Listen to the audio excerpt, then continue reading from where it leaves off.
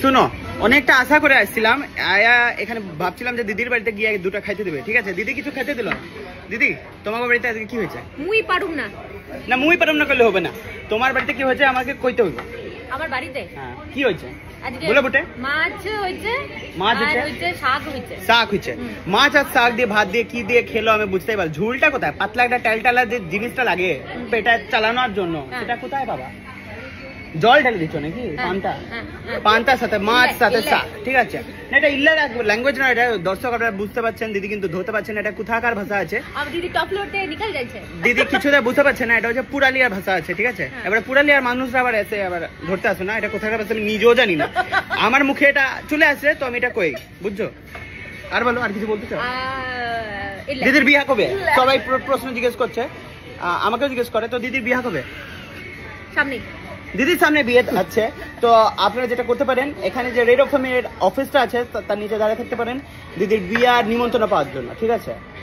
তাই তো দেওয়া তো নাকি?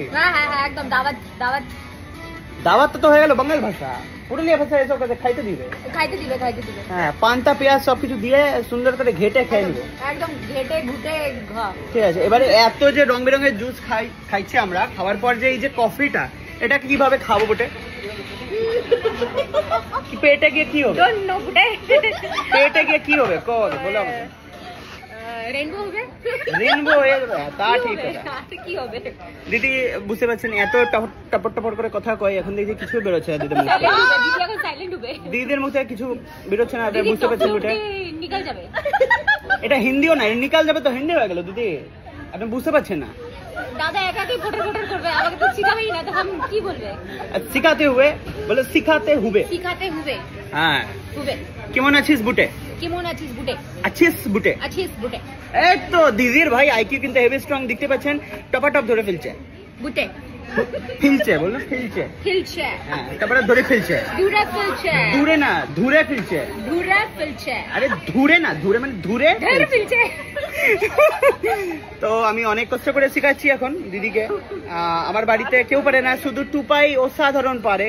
টুপাই আপনি নিশ্চয়ই চিনেন টুপাই কি, আমার বোন হয়, ও এখন হিন্দিতে সিরিয়াল করছে, বাবারে তার কি এখন রেলা বাড়ছে, বুঝছো নি? ও এখন হিন্দি সিরিয়ালের নায়িকা, ওই যে ব্যারিস্টার বাবু দেখেছো কেউ? ব্যারিস্টার বাবু সিরিয়ালটা শুনেছো কেউ? ব্যারিস্টার ওখানে ও সম্পূর্ণ দিদি হতো, বুঝছো?